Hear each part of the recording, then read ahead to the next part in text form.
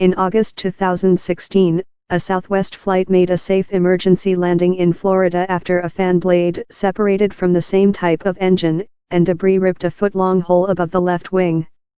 Investigators found signs of metal fatigue. The Dallas-based carrier was not the only operator to ask for more time or suggest other changes, as first the engine maker, CFM International, and then the FAA and its European counterpart proposed checks last year for potentially flawed fan blades. CFM suggested a shorter examination period than some airlines wanted, of no more than 12 months. Southwest told the FAA in October that airlines needed 18 months and that only certain fan blades should be inspected, not all 24 in engines. SWA does not support the CFM comment on reducing compliance time to 12 months, Southwest Airlines wrote in a comment available on the federal website that allows companies and individuals to comment on proposed new rules. CFM International is a joint venture of General Electric and Francis Safran. Southwest spokeswoman Brandy King said on Thursday the comments were to add further clarification on items included in the proposed AD. She said the company had satisfied the terms of the CFM service bulletin but did not immediately answer questions about how many engines had been inspected and whether the failed engine had been inspected. The objections from Southwest and other airlines stem partly from the fact that carriers, while highly regulated, are not required to track each individual fan blade within an engine.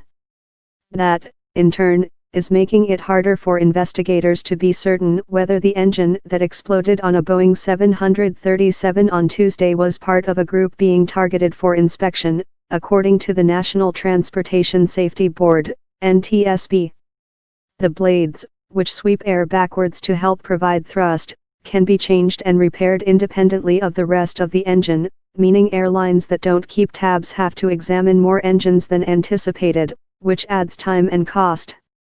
The NTSB said of Tuesday's incident that one of the fan blades on Southwest Flight 1380 broke and fatigue cracks were found on the inside of the blade. Southwest said in its submission on the federal website it would have to inspect some 732 engines in one of two categories of engines under review, much higher than the FAA's total estimate of 220 engines needing to be inspected across the whole U.S. fleet. On Tuesday, the airline said it would accelerate inspections and complete them in the next 30 days.